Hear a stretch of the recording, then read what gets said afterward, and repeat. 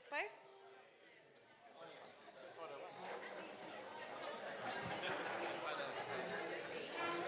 Apparently.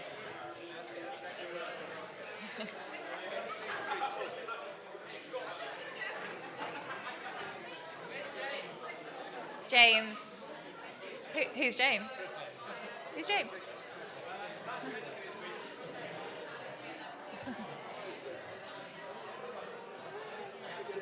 Yeah.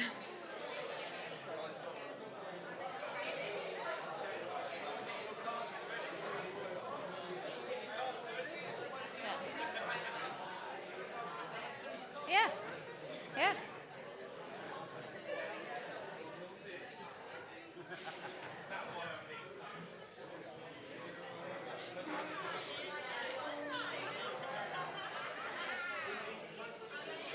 Do I need to stand with you? No, you're going to sit down. I'm just going to get some evening, get some champagne, so we can come in and Okay. Cool. Right. Yeah, so it's like about that far away. That? Yeah. Maybe a bit farther. Okay. You'd be surprised how well it picks it up.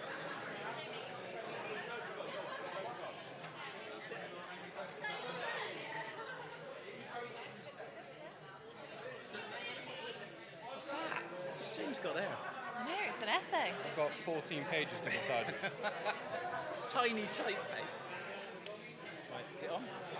It's on. Rebecca Boyle can hear me very well. Is everyone in? Little one? Okay, good to go. No, they got Dan says everyone's in. they got the drinks. Has everyone got the fizz? Oh, nice. It's on.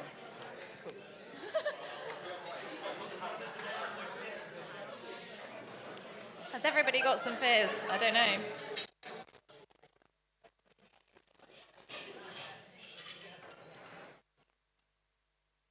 No pressure or anything. I didn't write a speech until about 2 a.m. last night because I couldn't sleep. So this isn't really a speech, it's just a few words. So I just wanted to say, when I woke up this morning, I was obviously very nervous. But this wedding for me and James has been a really long time coming. So I know I speak for both of us when I say there's been an overwhelming feeling all week and longer that we just couldn't wait to see you all, and we couldn't wait to see everyone.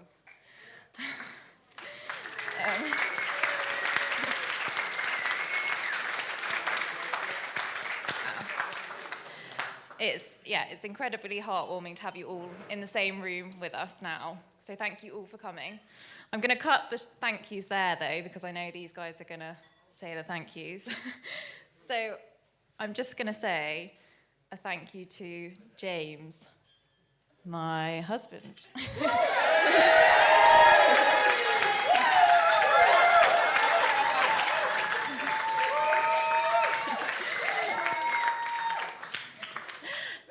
I know most of you who know James well will know that he is somebody who is always just in the nick of time.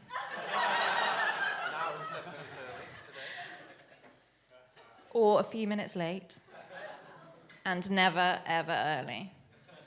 So I'm going to start by saying thank you for being at church on time today.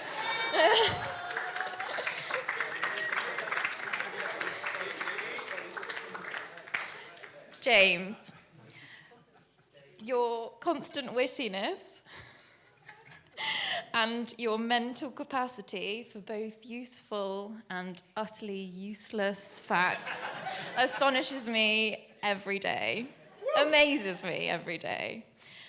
But it's not for those reasons alone that I love you.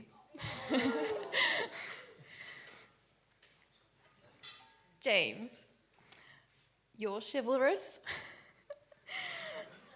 diplomatic, respectful, and most of all, thoughtful and attentive.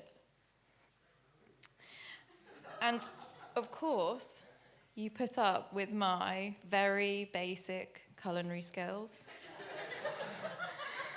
and my constant worrying about little silly things like the weather. And look how it's turned out today. You always make those worries drift away, and you make me the happiest girl alive. I can't wait for the next chapter together. So, cheers everyone. And I'm gonna hand over. Yeah. Cheers. And I'm gonna hand over to the men now. Thank you.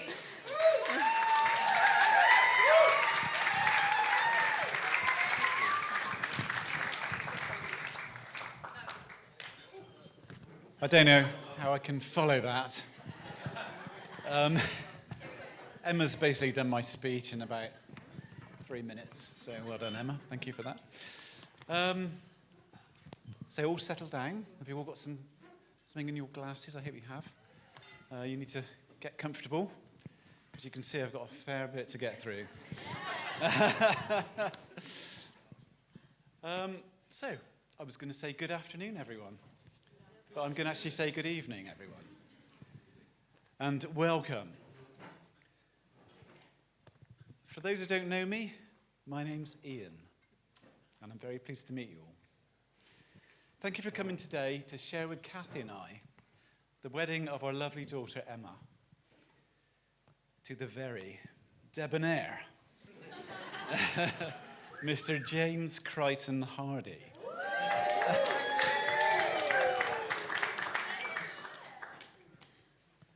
On behalf of Kathy and I would like to say a big thank you to all of you, from all of us on this table, for taking the time to come and join us to celebrate Emma and James's wedding today. We certainly have had a beautiful day, haven't we? Yeah. Really, it's been amazing. I'm sure you'll agree that it was a splendid ceremony in the ancient medieval Westbury-on-Trim church. Beautiful. Yeah. And I know some of you have made long journeys to be with us today. Yeah. James, I'll get to you in a moment, Tony. James hails from Wigan, and his family and friends have come all the way from what we in the south call up north.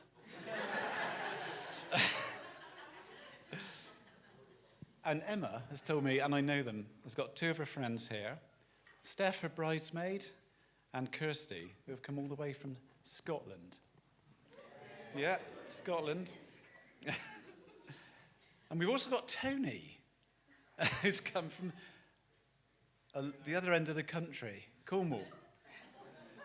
And I understand there's people from London, and we've got Jess from Brussels. Yeah.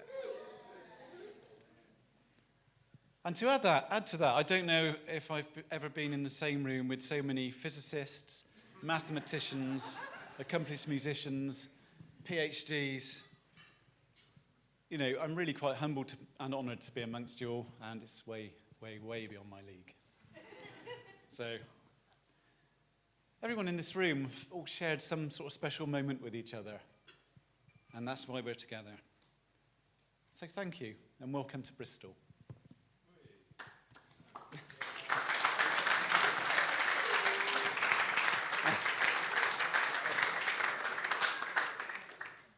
There's a balloon there, and it's tribute beer, if you want to know. So weddings are always such special occasions that we look forward to, and we remember, and above all, we enjoy. Just turn to page 2 now. It's extra special today because James and Emma chose to marry in the same church that Kathy and I were married in. And although it's 34 years later, incredibly, we've got some friends here today who are with us that day. And we're privileged to have with us today, again, to share the special moment with us, Kathy's bridesmaid, the lovely and beautiful Mrs. Charlotte Bailey.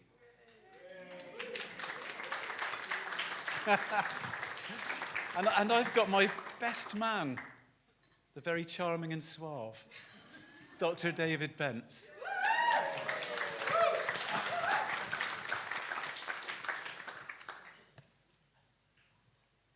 This is, of course, the first time that I've had the honour of walking a daughter down the aisle. And it's been extremely special, I can tell you. And a little bit nerve-wracking, I would add. But Kathy and I are blessed not just to have one beautiful daughter, but two wonderful daughters, Emma and Sophie. And now I have a brilliant son-in-law, James.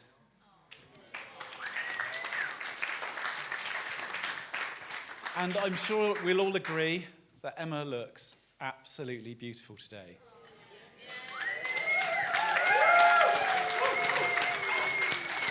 Nothing makes me prouder than to say today that I'm Emma's dad.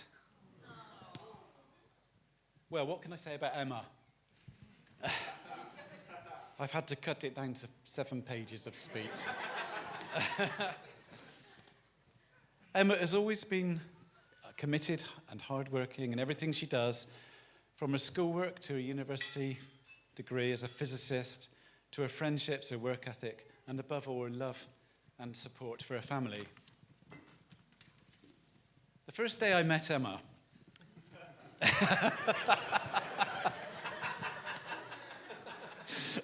I remember it well. Kathy and I had just moved into a new house and had been there just about a week. We hadn't fully unpacked. Kathy was nearly 9 months pregnant, but not quite.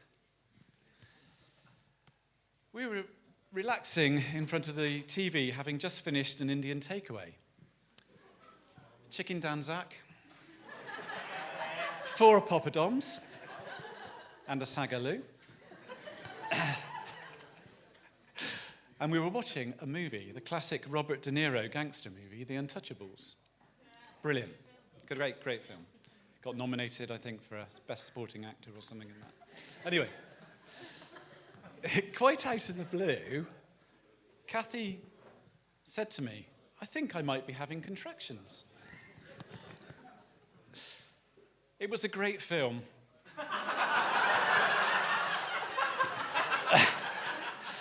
So I did my best to reassure her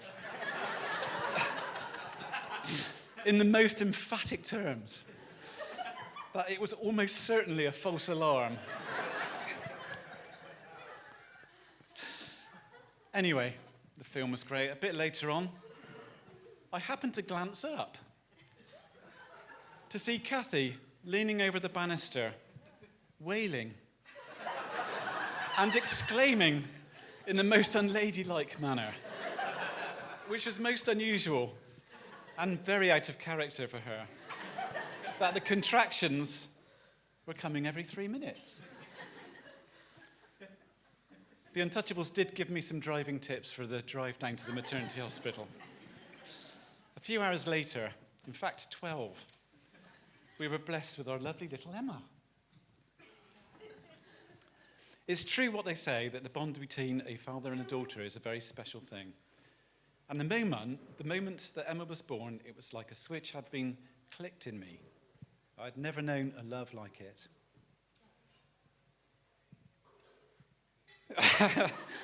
As I stood there that day, the bright summer sun blazing through the hospital window and holding little Emma in my arms, I had the strong sensation that my heart had actually left my body. I think it's fair to say that you stole your dad's heart that day. The moment we met. Anyway. Emma has always loved exploring life, and she loves the great outdoors, and especially walking up high mountains with me, one of our favourite pastimes together. Growing up, we spent a lot of our summer holidays away in the Lake District climbing mountains and on camping holidays and things like that in France and Cornwall. We even spent one night lying on our backs looking up at the constellations in a damp field in the Yosemite National Park, contemplating our place in the universe. I suppose those were the seeds that grew into Emma's interests in the great outdoors, physics, and certainly her enthusiasm for life in general. Emma likes collecting things. She's got great collections of clothes, shoes, Beanie Babies, Furbies, S Club 7 CDs, Spice Girls CDs. And when I say clothes and shoes collections, I mean substantial collections. You might know that Emma and James have been working on renovating their house, which I think's got ample room. So I thought it would take advantage of this moment to announce that it's all being delivered there on Monday morning.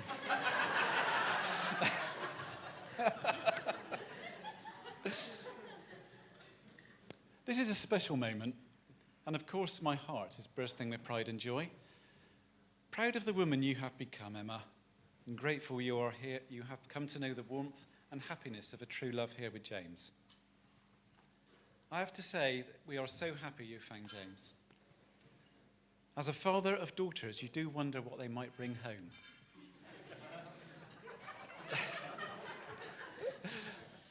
James is thoughtful, kind, and he has the extra qualities of being a very patient man and a good cook. Both qualities he probably wouldn't need had he not been marrying Emma. See, she stole my speech. I would also like to say a few words about James. I know Dean will be saying quite a lot about James, but these are nice things. Having got to know James, I know that behind that serious northern Lancashire exterior lurks a James who is true, kind, and caring. I know this as I'm always impressed at how much he cares for his family. Even though they live so far away from him, I know he's constantly rings them up to find out how they are. I think every single day. I might be wrong, James. But anyway, it's this care and integrity that I like most about James. Because James, your integrity as an individual is important to me because that trait will have an impact on Emma's long-term happiness. It's obvious you love Emma very much. And honestly, there's nothing more important to this father than to know his daughter is being cared for with that kind of love and integrity. And for that, Kathy and I have come to love you very much as a son, and we are very proud to welcome you to our family. However,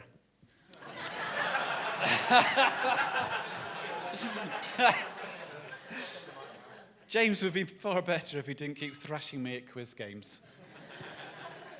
I used to be head of the family at Trivial Pursuits and University Challenge, but I'm well and truly knocked off the top spot by James. But I think I still hold firm on getting up in the morning and DIY. For the moment, at least. I'm also delighted to say that Kathy and I could not be more honoured and delighted to welcome James's family, the Hardys, to our family. We've got to know them over the last few years and they have become very dear family friends. Frank, Sharon, Emma, James. I want to say a special thank you to Sharon, James's mum, for producing the Hardy Gin Favours. Thank you, Sharon. Really lovely thought, and if anyone's already drunk theirs, cheers. And of course, the head of the Hardy family, the wonderful Alfred, I am honoured to say is in his 91st year and is here today.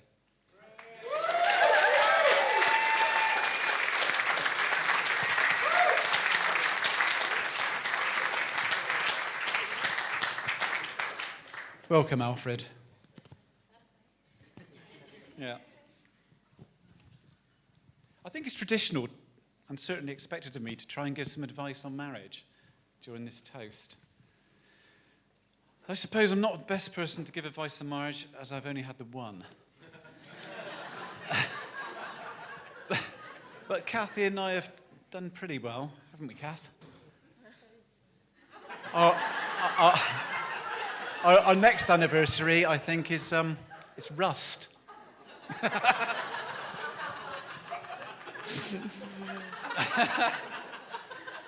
But James, there are 2 bits of advice I can give you for a happy marriage. I was actually given these pieces of advice. 1, to let your wife think she is having her own way. And the other is to let her have it.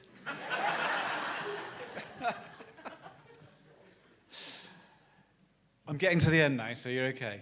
It's not going to go on much longer. While I was in the shower this morning trying to come up with something to say in this toast, I couldn't get away from the thought of how much a landmark in life a wedding is. Kathy and I have been married for more than half our lives, and standing here now, I realise what an honour it is for me to be the one to mark this moment for us all, for Emma and James. I think marriage, you could say, is a solemn gift we give each other. The vicar stole a bit of my speech like that earlier, in case you noticed it. And as a father of the bride, a father like quite a few other people in this room, it's now that I can see from here what a unique and special thing this moment is. And all around us are Emma's and James's friends and families, people we love, people we've known throughout our own journeys through life. And thinking about that moment at the church when Emma and James made their vows, everything changed for them. Tomorrow they will wake up together and realise there's a whole new future as a married couple. And we're standing here to wish them the best and to wave them off on that amazing journey together. And Emma and James, we are all here for you. I think it's fair to say we all love you. And we all are on your side to wish you the very best life you can have.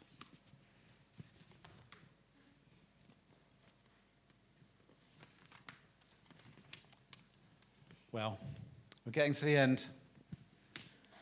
We're getting to that point where I'm sure you'll agree I need to stop talking. I know Kathy agrees. So I would like to propose a toast, and back to weddings being special, unforgettable moments in our journeys through life. So here's to the past for all you've learned. Here's to the present for all that you share. Here's to the future for all that you plan together. And here's to love and laughter and happy ever after. So ladies and gentlemen, please be upstanding and raise your glasses. I give you the bride and the groom.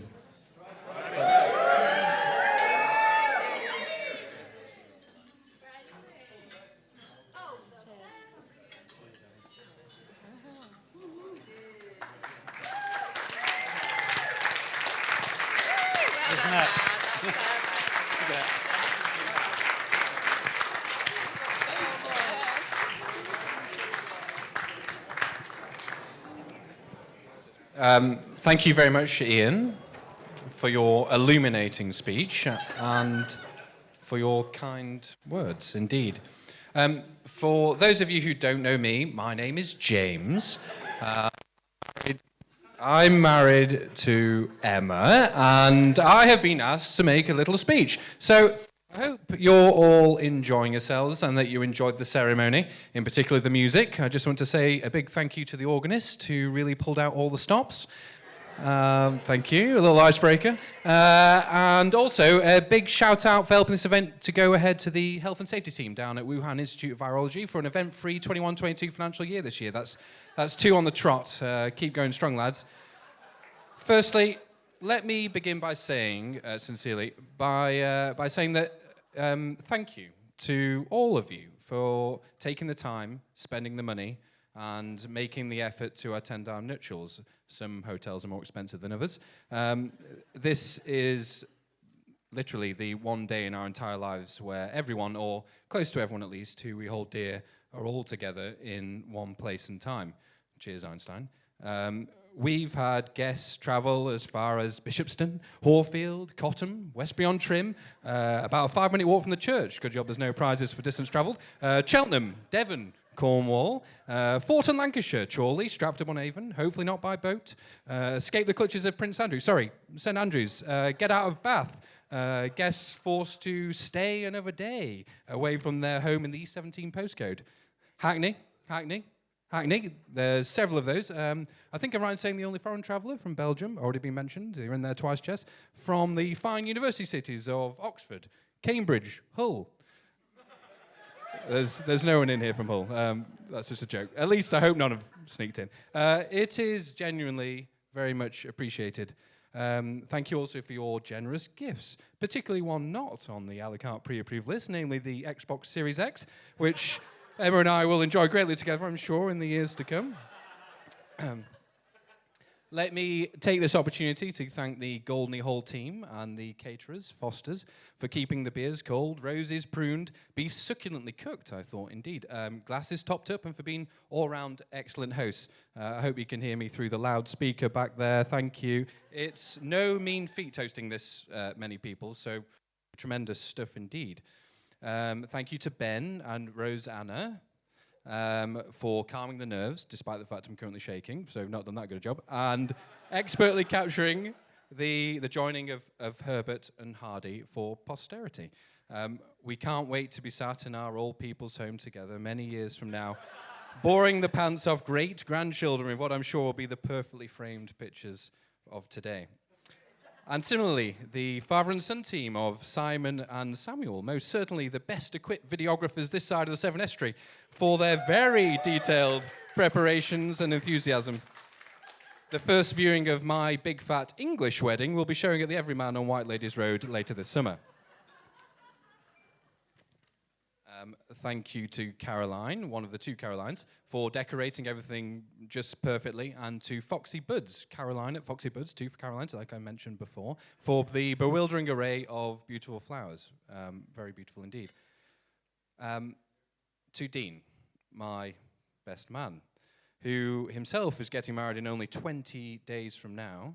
I will reserve what I would fully like to say for my best man speech, in particular until I hear what you've got to say shortly. So be careful. You are an impeccable best friend and a fine man indeed to call upon for the things that really matter. Having you by my side on my wedding day fills me with pride. It really does. Thank you for your support in preparing for today, being a reliable custodian of the rings, not dropping them through the grates, and never ceasing to be there for me. So please follow me in standing and raising a glass, firstly, to my best man, Dean. To Dean. Yes, sorry, you don't have to. To Dean. To Dean.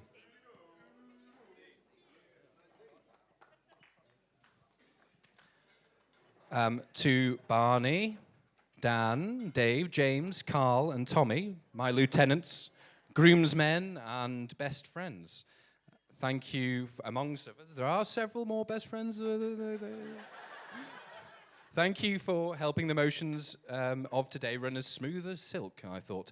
I could fill an entire speech, quite frankly, about each of you individually, of the friendship and the loyalty you have given to me. I trust each of you implicitly, and I thank you for your years of friendship and hope for many more to come. Let me propose standing again, and raising a toast to thank the finest ushering and the greatest of friendships, to friendship.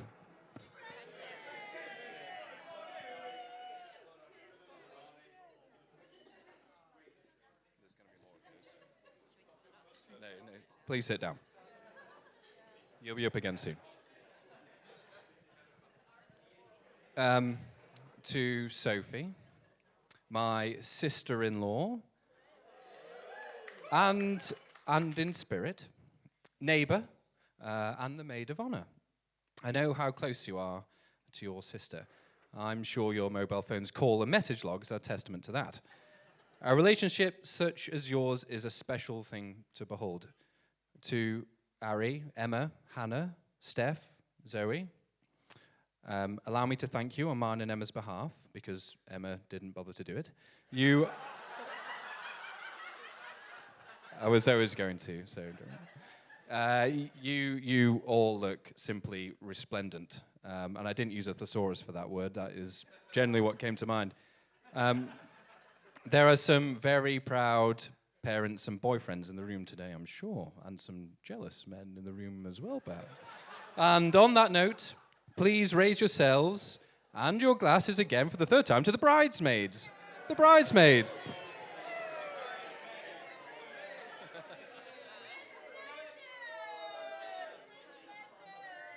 I'm only a quarter of the way through. No, I'm third. As any spoilt child, I took it for granted what my parents did for me. It's only as I grew into adulthood that I began to fully appreciate their endless care and attention. And I'm not talking about the hermetic levels of cleanliness at Shea Hardy. If only you were on the health and safety team down at Wuhan Institute of Virology, Mum, then we might not have been in this mess. All the good in me is as a result of you. My dad used to drive me to school every day. While I suspect this was mainly to avoid the school coach fees, as your company car's petrol was paid for, the effort really is remarkable. I did a little calculation, and the cumulative travel time comes to about 7 months of your life. And all the while, I relentlessly asked questions about every topic under the sun, at least until I eventually started to stump you, and now you ask me questions. Then there was the extracurricular sideline support to rugby and cricket, most of which entailed watching woeful shirt grabbing in lieu of tackling, some of which I still witness today with some of my teammates, Ben Gandhi. And yet you persisted, supporting me through the good and the bad, and now I'm kind of okay at rugby, at least, maybe not cricket. And you continue to do that to this day. Page 3 of 28. And talking of rugby and cricket and everything else besides, who was there to wash the muck, soil, red leather dye and grass stains out of my kit and return it to an immaculate state? Mum, you have subtly guided me to, I hope at least, be a kind person.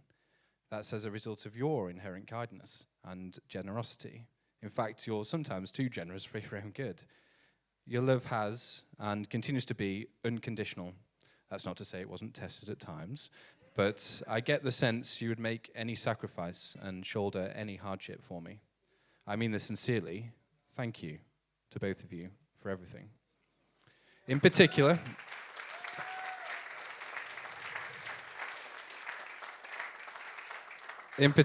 to many thousands of pounds spent on canapes, topping up the coffers of the Church of England, a 1932 Sunbeam Saloon, a 1950s double-decker bus in Bristol livery, the blooming flowers, 3 tiers of cake. So, please join me in standing for a toast to Frank and Sharon, my mum and dad. Frank and Sharon.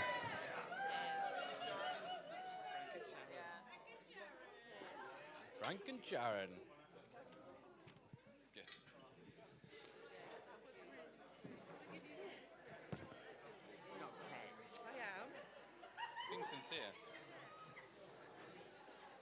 To Ian and Kathy, your support to me and to Emma has been beyond generous and always unwavering, not just towards this wedding, but personally, helping with career advice, wallpapering my office, the lending of an unending procession of DIY tools, your sledgehammer, Black & Decker workbench and wallpapering table, among others, still reside in our basement.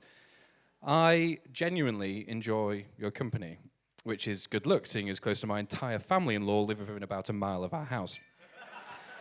I witness your untiring support of Emma, Sophie, and Tommy, and I have lost where I am, and I think it speaks volumes to who you are as people. We are very lucky indeed to have you to guide us, help us, and encourage us. It's through your generosity that we have such a delightful venue. If it's good enough for Dr. Watson, then it's good enough for us. That's a little quiz clue question for you there. Such delectable food, and in the case of the bridesmaids, such splendid hair. And it's your discerning taste in wine which has led to the impeccable selections here today, though whether your investment in mine and Emma's dance lessons results in a similarly impeccable spectacle remains to be seen. What has 4 left feet and can't dance? No, it's not half an octopus, it's James and Emma. So, please be upstanding and raise your glass, filled with an excellent choice in champagne, to Ian and Kathy. To Ian and Kathy.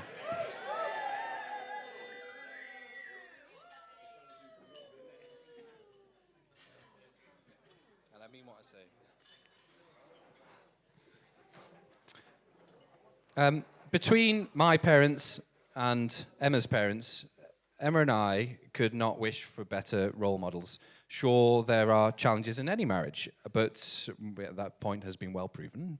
But you have shown us how to overcome those and how to lead happy and fulfilling lives together.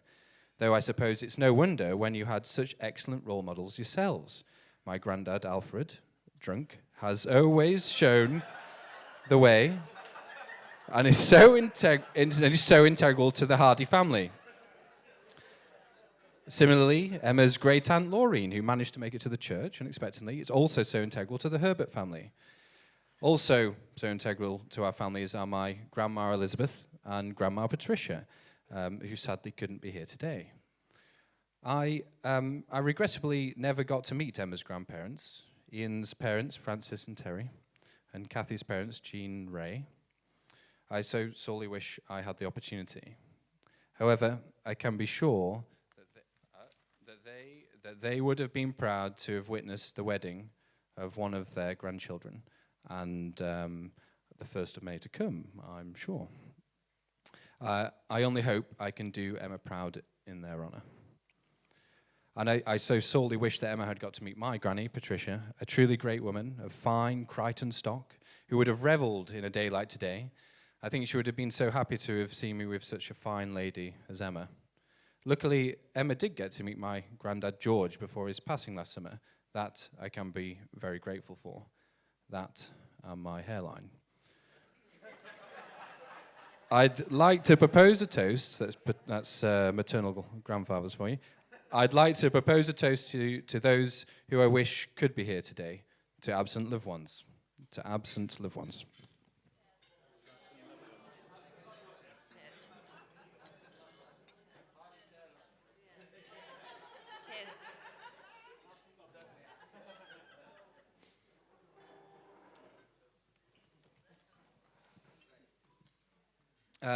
While Emma and I have done okay on our own, I believe we are very much better off together.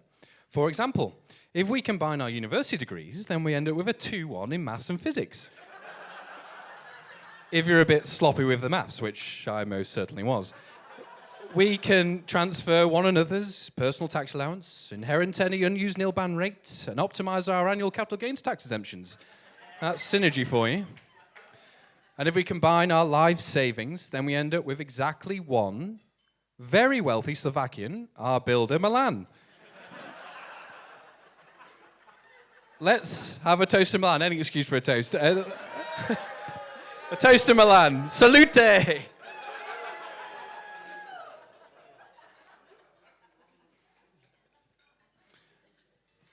Sadly, he couldn't be here today. He's having to quarantine in his Caribbean beach villa. And talking of sliding doors, Milan fitted 2 of those for us. That leads me on to the story of how Emma and I met, our real-life sliding doors story, and how it is in fact rather a lack of chemistry that led to the chemistry you see today between my wife and me. There was once a little girl who grew up in a major provincial city with a thriving port, famous for its international trade in sugar. She excelled academically, leaving school with the necessary A-levels for entry into her preferred university. On the outskirts of Coventry, the University of Warwick. Whoa. As mens agitat molem to you all, which of course everyone in the room knows is Latin for mind over matter. The subject matter this particular fresh-faced student was there to study was not physics, but chemistry. For this girl was from the major provincial city of Liverpool and called Jennifer, one of my flatmates at Warwick. Now, Jennifer didn't apply much of her men's mind to the molem matter at hand, and after all, studying hard at university isn't for everyone. And Jennifer, after committing some mild fraud against his fellow flatmates, that was probably deserving of, let's say, a medium-level community order, departed the University of Warwick with her studies incomplete and with the distinct smell of hydrogen sulfide on her face. But not before contracting, rather unhelpfully, to another year in our 10-person rental property. Now, we parsimonious, penny-pinching Tatchbrook Road residents were not about to swallow yet another financial loss. An opportunity arose, an opportunity that was filled by someone 2 academic years below, who I would very likely never have crossed paths with. Someone who was actually studying physics. Enter mine and Emma's dear friend, Mr. William Simpson.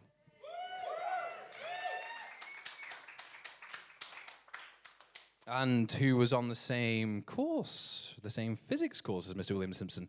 Why, it was none other than Miss Rebecca Hale. Along with, who else am I missing?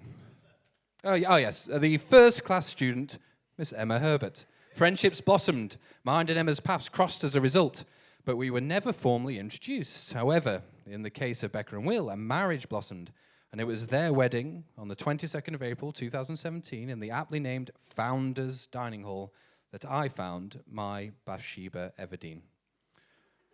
What can I say about Emma? Well, I don't think Emma quite grasps this herself sometimes, but she is extremely capable and bloody successful. She is a master, no less, of physics, the holder of 6 A-star GCSEs, only 1 fewer than myself. A remarkable feat indeed. I don't particularly like name dropping, but there's some good ones in here. While at PwC, that's PricewaterhouseCoopers for the people at the back, the second biggest accountancy firm in the world, she undertook the audit of the UK arm of Walt Disney. Certainly no Mickey Mouse assignment indeed. She helped balance the books of Penguin Random House. Was once involved with the editing and sound production of Dickinson's Real Deal. And there's no bigger name in the antiques world than that. Developed, and I quote, a 10-year capital infrastructure replacement plan for technology which increased transparency and improved collaboration between divisions. That's taken directly from a CV. While at the London School of Economics and Political Science. Financially speaking, helped keep Formula One in pole position, and now has made a recent move to career back home in Bristol with an eminent law firm, bloody lawyers, which, as with everything Emma is involved in, will, I'm sure, be very successful. And that is the beginning of the story of how I am now sat next to, and will always be sat next to, Emma.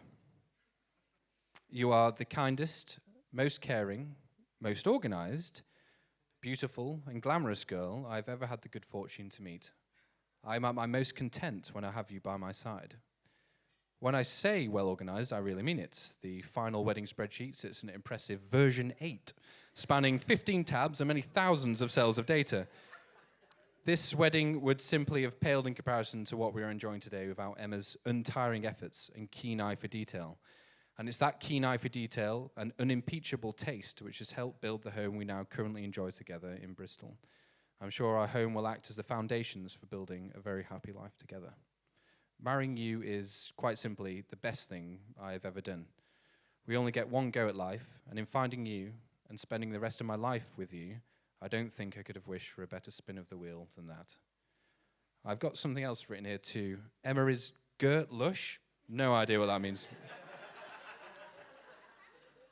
So, allow me to propose toast and introduce you all to my brand new wife. Here's to the rest of our days together. I love you. To Emma. To Emma.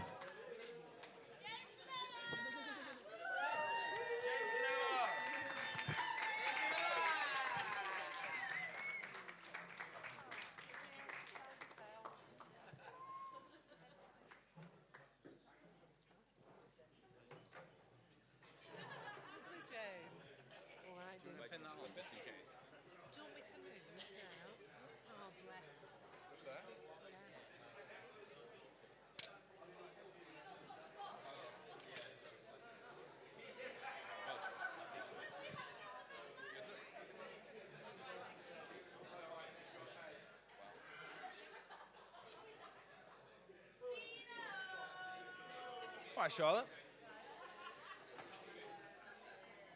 Good evening. That is, wasn't planning on this, is not written in the notes, but pretty tough gig to follow. It's pretty funny, I must admit. Well done, gents. Right, here goes. Good evening, ladies and gentlemen. My name's Dean. I'm James's best man. we're all having quite a nice time, so hope the speech doesn't ruin it. Dave's staring down the barrel here, and he said he's trying to put me off, so we'll see how we get on. I'd like to raise a toast to both sets of parents, to the bride and groom, who in so many ways are hosts of this great event. And that's Catherine and Ian Herbert I had the pleasure of meeting for the first time yesterday, and Sharon and Frank Hardy. So if you can just raise your glasses. With my first toast to the parents. To the parents.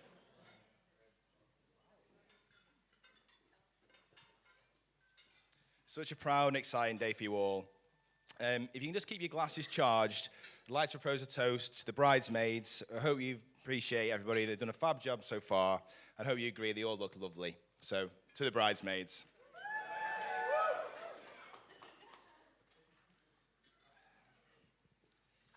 So now you've had a slight fraction bit more alcohol. Hopefully you'll find things a little bit more funny. But we'll have to see. So, I started writing this speech on the 1st of January 2022. You might think that's pretty organised, eh? But I was self-isolating with coronavirus. Being home alone, it gave me quite a lot of time to myself, time for self-reflection, a good time to write a speech, perhaps. Well, you can certainly judge me on that in a short while's time. You Google how to do a best man speech. What are you meant to say? It's certainly a great honour, of course, but is it meant to be funny? Or is it meant to be an all-out character assassination of the groom? Well, I need to be careful on that, because James is returning the favour in just about 3 weeks' time, and I don't want to get absolutely steamrolled myself, so I might need to be slightly careful. Where to begin? It's important to acknowledge what a lovely day it's been so far and what a wonderful service. Once I'd got over the anxiety of not losing the rings down the famous grate in the church, it was great to observe how amazing it was to see two people so very much in love and so right for each other. Emma, you look fantastic.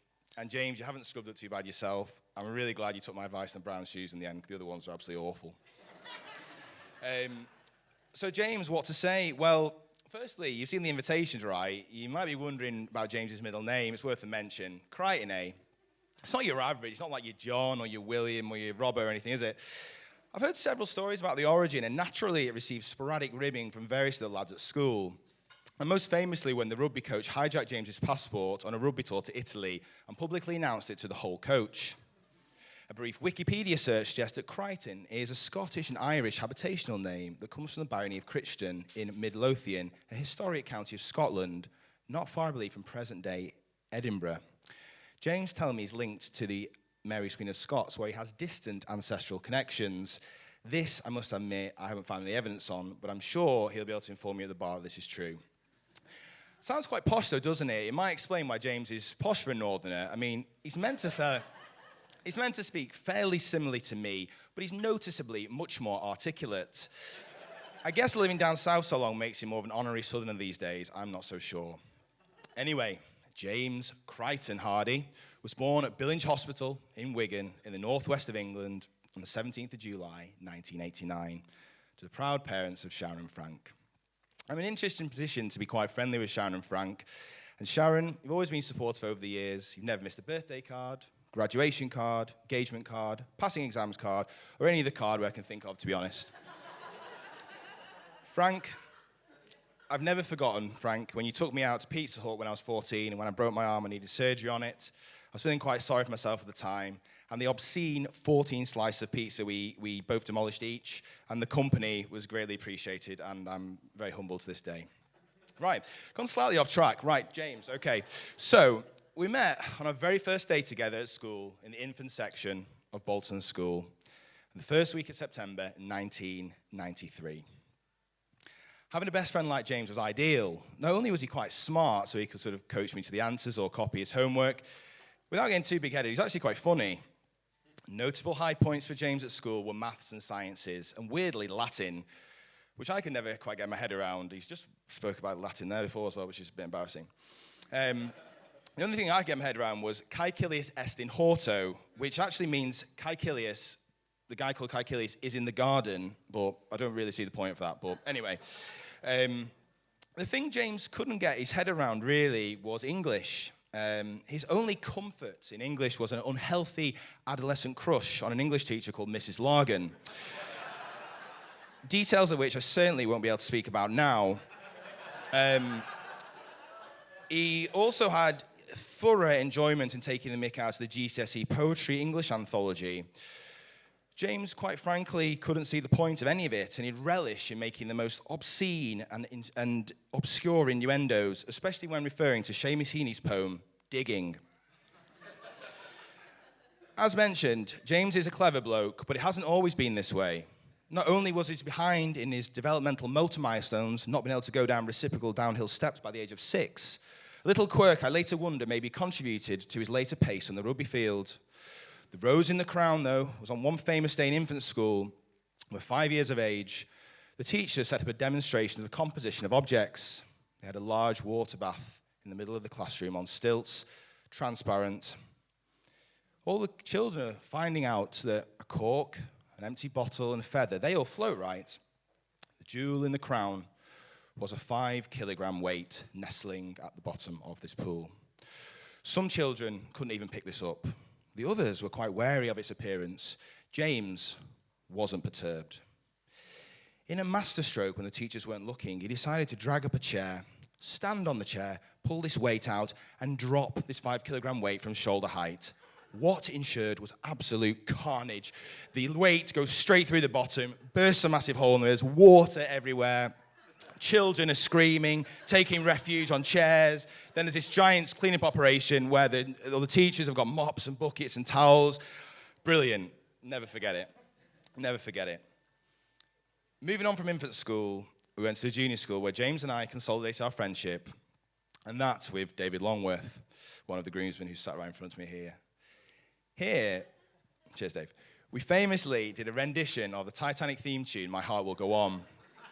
James was on the piano, I was doing vocals, and Dave, bless him, who wasn't very musically talented at the time, was repeatedly pressing the wave sound effect button on my Yamaha keyboard.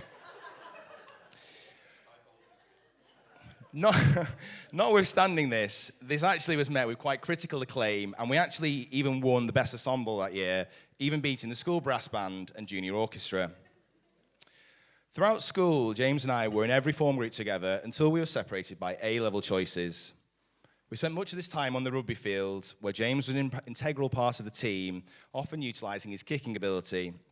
As mentioned before, he was incredibly fast, but on occasions his dubious tackling technique landed him in trouble. On one particular tackle at an away game, James didn't put his shoulder into the tackle, and his ring finger became lodged in an opponent's shirt, resulting in a very gruesome finger dislocation. Thankfully, this was relocated pitch side by one of the parents who was handily an orthopedic surgeon. In fairness to James, though, he put up with this without any pain relief or anaesthetic and actually returned to the field of play just a few weeks later. This didn't put him off, and we enjoyed many matches together right through until we left school. The camaraderie and closeness of the team, and in particular James, has never been replicated for me since, and they really were good times. As we grew up, classroom banter was never really in short supply. Notable memories include Mrs. Baker, or Madame Baker, as she liked to be called in French class. We had countless laughs where the school, the classroom cruelly tormented her, especially when the student nearest to the old-fashioned projector was employed to casually elbow the foil projector until this fell off on the floor. Hilariously, she believed this was a design fault than any real student foul play. As we grew up, childish and adolescent banter at school was replaced with the former, but at various drinking establishments in Bolton, notably J2, until we realised there was bigger things in the world and went to Manchester and various other cities. So after smashing his A-levels, James went on to Warwick University, where he came away with a master's degree. Plenty of Warwick people in the house. He's now doing very well for himself, and I wonder now, he's a forensic accountant. I always wonder whether he puts the forensic part in just to sound a bit more fancy. In his post-university life, James has spent much of his time in London, which he thoroughly enjoyed. I have countless memories of these nights out. I was never put off by staying in flats that were so small that on occasion I had to sleep on a blow-up mattress in the kitchen floor. I lived in Australia for a couple of years, and James really humbled me when he made the effort to travel the 24-hour flight to see me. We had some awesome adventures in Melbourne, Sydney, and the Great Ocean Road. On the way back from the Great Ocean Road to Melbourne, James was driving at this point. I don't know whether any of you know, but James really likes to drive fast. He's not a bad driver, but he doesn't like to hang around. Anyway, with those uninitiated with the motoring laws of Australia, they are incredibly strict. On this particular stretch of journey, I reminded James that only a few months earlier I'd received a fine myself for $300 for doing little under 70 miles an hour. I also reminded James that police out in the country can have a radar gun and can pick up your speed from up to a kilometre away. Respectfully, James didn't heed this advice. In fairness to him, though, it was rural Victoria. We're driving back. We'd not seen another car for an hour. Just farmland, tumbleweed. Anyway, suddenly spotted a police car in the distance, and James slams on the brakes. Unfortunately, too little was too late, and we got pulled over, blue lights and all. The Aussie police officer came out and said, "What speed do you think you're doing there?" Bearing in mind the speed limit is about 100 kilometres an hour, James said, "Well, I think I might be doing 100, but it might have gone over for like a minute. I'm not sure." Smugly, the officer pulls out said radar gun, 130 kilometres an hour. There wasn't much to say after that, and he got fined for $500. He didn't make the decision to pay it there and then. I don't know how he got away with this. But annoyingly, I wish I'd been as quick thinking, because James gave my address, and the reminder letters kept coming to my flat after he'd left to the UK. He became stronger and stronger, turned into court summons. It was unbelievable. Anyway, thankfully, the feds never broke down the door, but I'm glad you guys don't want to go on holiday anytime soon, because I don't think you'll get let back in the country, because the fine hasn't been paid to this day. Speaking of Australia, I'd returned for a wedding of a good friend of ours, Robert Hudson. And this was, James and I, one of the few friends that went from school. This was when I first became aware of Emma. You know how conversations go with close friends. "How you doing, mate? You see any girls at the moment? Do you have a girlfriend?" James said, "I really like this girl. There's something special about her. I'm going to make her my girlfriend." And I was thinking, wow, this guy's confident. Well, I'm glad that you did, and it really is the real deal. And you took it one step further today, and you've made her your wife. So,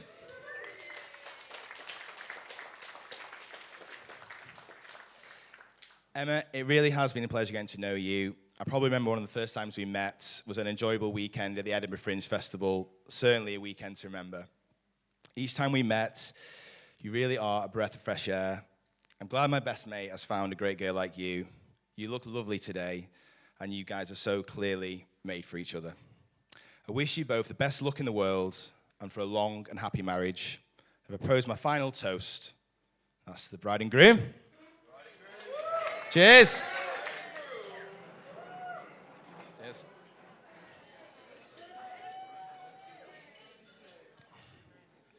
Bride and groom. Okay. Cheers, everybody.